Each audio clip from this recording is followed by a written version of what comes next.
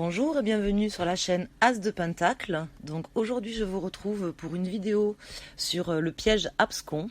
C'est un piège d'auto-manipulation mentale et je voudrais vous en parler parce que j'ai fait un tirage qui m'a fait vraiment penser à ça. C'est quelque chose que j'avais étudié il y a une quinzaine d'années, qui personnellement m'a servi, et donc j'ai souhaité faire une vidéo là-dessus pour pouvoir informer le plus grand nombre de personnes, et puis même si ça sert à une seule personne, ça sera déjà super.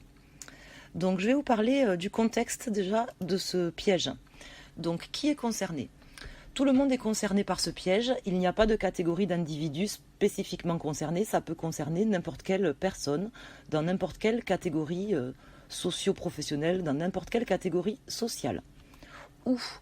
Donc ça se passe dans n'importe quelle situation où une personne s'investit dans un objectif qu'elle s'est fixé au préalable. Quand ? Peu importe le moment. Il n'y a pas d'âge ou de moment particulier.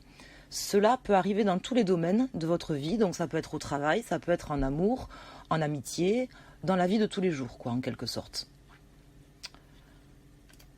Comment ? C'est un engrenage d'engagement qui survient lorsqu'une personne s'investit dans un projet ou un objectif déterminé. Pourquoi ? Parce que les gens sont fidèles aux engagements qu'ils ont pris eux-mêmes et à leurs décisions. Quelles sont les étapes du processus ? Donc il y en a 5, je vais les passer les unes après les autres. Donc premièrement, l'investissement dans un objectif. La personne décide de s'engager dans un processus pour atteindre un but donné. Donc je précise que son investissement peut se faire en temps, en argent ou encore en énergie, peu importe. Donc c'est le cas par exemple d'un patron qui décide de travailler avec un nouveau fournisseur parce que ce fournisseur va lui amener des avantages particuliers. Ça peut être le cas d'une mère de famille, par exemple, qui souhaite s'inscrire dans une salle de sport ou qui souhaite s'inscrire à un programme pour un régime. Ça peut être le cas d'un commercial, par exemple, qui décide de travailler avec un nouveau client parce que ce client a beaucoup de potentiel, ou encore d'une femme qui s'investit dans une relation amoureuse avec un homme. Deuxièmement, un but qui est incertain. Donc, que la personne en soit consciente ou pas, le but à atteindre n'est pas certain du tout. Donc c'est le cas, par exemple, classique d'un joueur qui fait une mise au poker ou qui joue au casino ou au loto. Il n'a aucune certitude qu'il va pouvoir avoir un gain ou obtenir quelque chose par rapport à son investissement. C'est le cas, par exemple, toujours du commercial qui prospecte donc ce gros client, qui met toute son énergie sur ce gros dossier. Il n'a aucune certitude que ce client va signer avec lui. Troisièmement, l'engrenage. La personne a l'impression que chaque dépense supplémentaire la rapproche du but à atteindre. L'impression qu'il ne manque qu'un petit quelque chose pour arriver à une solution satisfaisante.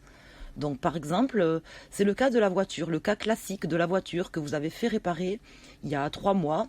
Vous avez mis 800 € de réparation et là, elle retombe en panne. Cette fois-ci, par exemple, c'est l'alternateur. Il y en a pour 300 € de réparation. Bon, vous avez déjà mis 800 € de réparation il y a 3 mois. Si vous ne faites pas la deuxième réparation, vous avez l'impression d'avoir mis 800 € à la poubelle. Donc vous allez avoir envie de la réparer.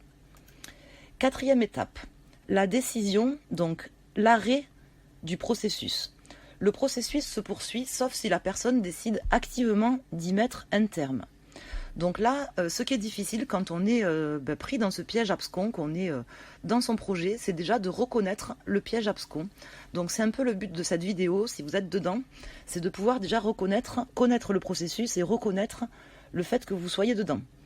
Donc le but, c'est également de pouvoir décider de réussir à arrêter, même si cela coûte. Cinquième étape, les limites à s'imposer clairement. Donc la personne ne s'est pas fixée dès le départ de limites à son engagement. Donc c'est le cas par exemple d'un patron qui rachète une société, il ne s'est pas fixé de limites pour son investissement, il ne s'est pas dit tiens je vais mettre 50 000 € dans ce projet, éventuellement je mettrai 20 000 € de plus mais j'irai pas au-delà des 70 000 €. Ou c'est le cas par exemple d'une personne qui monte par exemple un projet et qui ne se donne pas de temps, qui ne se fixe pas de limite de temps, par exemple, tiens, au mois d'avril, si mon projet n'a pas abouti, j'arrête. Ou dans 1 an et demi, si ce projet n'est pas rentable, je ne continue pas.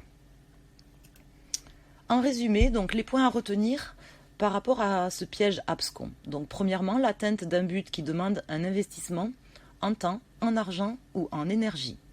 Deuxièmement, l'atteinte du but qui n'est pas certaine, que la personne en soit consciente ou pas. Troisièmement, la personne a l'impression que chaque dépense supplémentaire la rapproche du but à atteindre.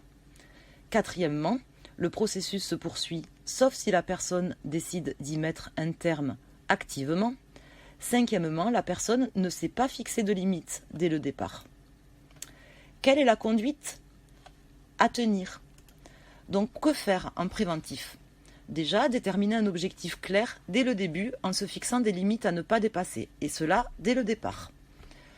Chercher à savoir si le but à atteindre est certain ou incertain. Alors c'est pas évident, quand on monte un projet, on ne peut pas être certain bien sûr que ça va réussir.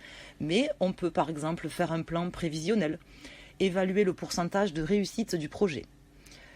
Troisièmement, un point quand même qui est pour moi assez important et élémentaire, envisager l'échec du projet, même partiellement ou de manière conceptuelle. Que faire en curatif? Donc comme je vous disais tout à l'heure, réussir à repérer le piège abscon lorsqu'on est dedans. Ça, c'est le but de la vidéo et c'est le plus difficile. Analyser objectivement la situation.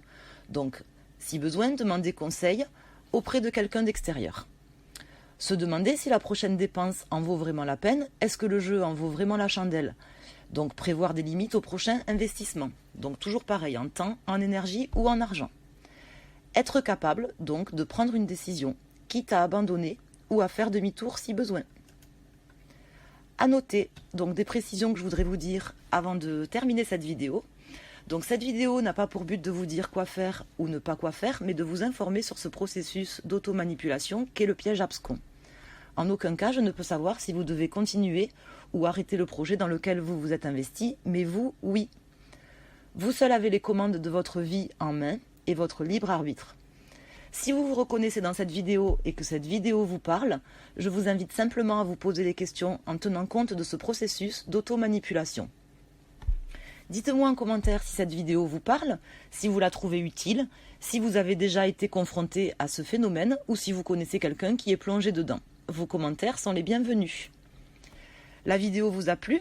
Vous connaissez quelqu'un dans cette situation? Alors likez et à partager. Je vous remercie et je vous retrouve pour d'autres vidéos. À bientôt!